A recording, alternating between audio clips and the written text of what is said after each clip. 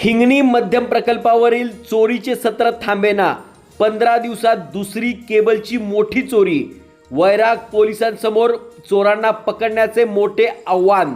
हिंगणी मध्यम प्रकल्पातून पाणी उपसा करणाऱ्या शेतकऱ्यांना मोठा आर्थिक फटका बसवणारी केबल चोरीची घटना पुन्हा एकदा समोर आली आहे. हिंगणी मध्यम प्रकल्पाच्या तलाव परिसरातून अज्ञात चोरट्यांनी तब्बल 9,800 फूट लांबीची व सुमारे 1,17,600 रुपयांची विद्युत केबल चोरून नेल्याची धक्कादायक बाब उघडकीस आली आहे.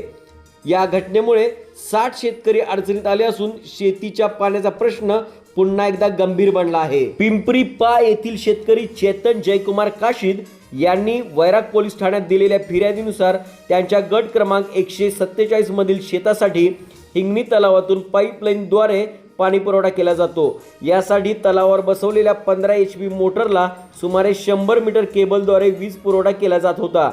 4 मे रोजी सायंकाळी 6 वाजेपर्यंत नियमित पाणी देण्यात आल्यानंतर 5 मे रोजी सकाळी 7 वाजता मोटर पाहण्यासाठी तलावावर ते गेले. पेटीपासून मोटरपर्यंत केबल पूर्णपणे गायब झाल्याचे त्यांना दिसून आले. त्याचप्रमाणे परिसरातील इतर शेतकऱ्यांच्या मोटारींच्या केबल्स देखील चोरीस गेल्याचे निदर्शनास आले.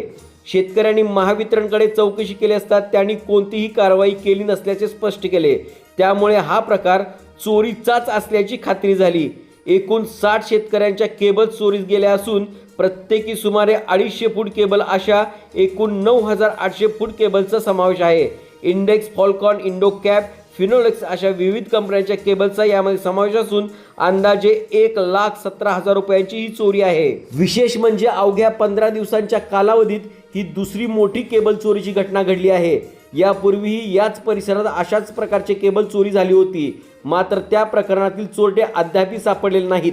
वारंवार अशा घटना घडत असल्यामुळे शेतकऱ्यांमध्ये भीती आणि संतापाचे वातावरण आहे. या भागात केबल चोरीच्या घटना सतत होत असून प्रशासनाने ठोस उपाययोजना करावी अशी मागणी शेतकऱ्यांकडून केली जात आहे. या चोरीमुळे सध्या शेतकऱ्यांचा पाणी पुरवठा ठप्प झाला असून ऊसासारख्या पिकांवर गंभीर परिणाम होण्याची भीती व्यक्त केली जात आहे. वैराग पोलीस ठाण्यात अज्ञात चोरट्यांच्या विरोधात गुन्हा दाखल करण्यात आला असून पोलिसांसमोर चोरट्यांचा शोध घेण्याचे मोठे आव्हान उभे ठाकले आहे.